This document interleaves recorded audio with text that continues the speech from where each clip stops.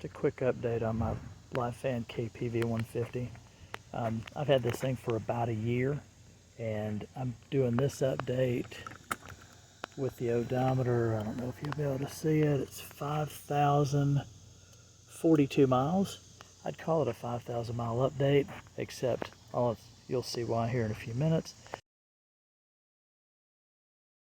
I originally bought this as an alternative to the Honda ADV 150. When I bought it a year ago, you couldn't find an ADV 150, and if you could, dealers wanted probably twice again as much as the base price.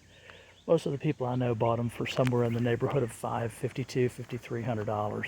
I was out the door with tax and everything for this one for $3,000. It has a couple things that I like better than the ADV 150.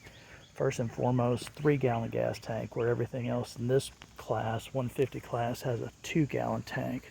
It's also got all the LED lights, which is not a huge issue. I added the bigger windscreen. It's fuel injected, which was a big plus for me because I ride flatlands anywhere elevation from 600-700 feet to 4,000 or 5,000 feet, so fuel injection's a plus. It also had this nice little cubby with cigarette lighter and some USB ports. And last, that I really liked, was the fact that it's water cooled. So that was a big plus for me as well. Lifan calls this a 12.1 horsepower motor, but I think that they're wrong. I think it's somewhere on the order of 15, or I'm sorry, not 15, somewhere on the order of 13.5 horsepower. So it's been great. 5,000 miles, which is actually just over 4,000 miles. That's my only complaint with it. I've lost 2 screws, one of them on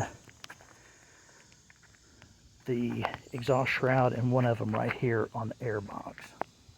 Ever heard of Timson tires?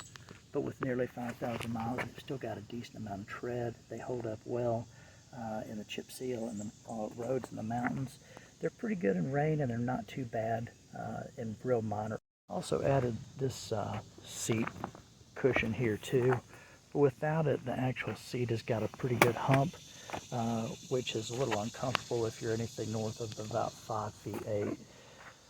Underneath here is where it's a huge difference from most other scooters. That monoshock really takes up a whole lot of your space. This space is really not big enough for any helmet that I own. So